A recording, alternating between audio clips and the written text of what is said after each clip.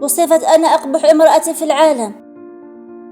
أصيبت ليزي فلاسكير بمرض وراثي نادر للغاية حرمها من كسب وزن طبيعي بغض النظر عن كمية الطعام التي تأكلها.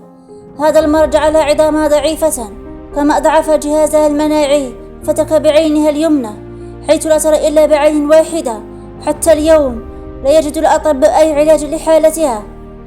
لم يتخلى ولدها عنها واستمر برعايتها وتربيتها. لقبها متنمرون أقبح امرأة في العالم. لكن عوضا عن الاكتئاب أعطت الدرس العالمي كله. عندما بلغت ليزي فلاسكير 17 من عمرها لفت انتباهها على اليوتيوب فيديو غريب ولا يتعدى 9 ثوان تحت عنوان أبشع امرأة في العالم. صدمت أن الفيديو تمت مشاهدته من قبل 4 مليون شخصا. شعرت ليزي بالإهانة، فليس ذنبها أنها ولدت بهذا الشكل، وقالت أن تقرأ التعليقات لعلها تجد من يدافع عنها. والصدمة الكبرى عندما وجدت أشياء مجردة من الإنسانية، فهناك من تمنى موتها لبشاعة مظهرها.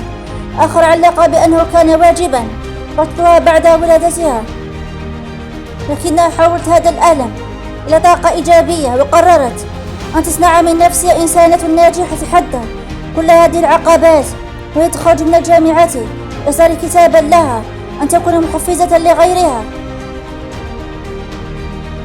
وأن يكون لها أسرة.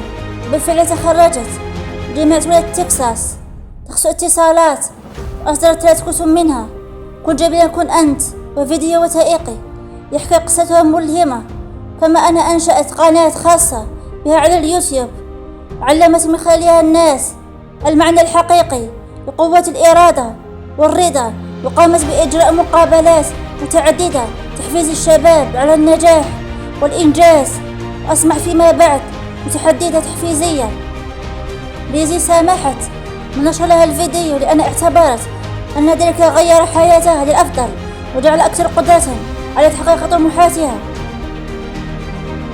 Let my goals and my success and my accomplishments be the things that define me, not my outer appearance, not the fact that I'm visually impaired.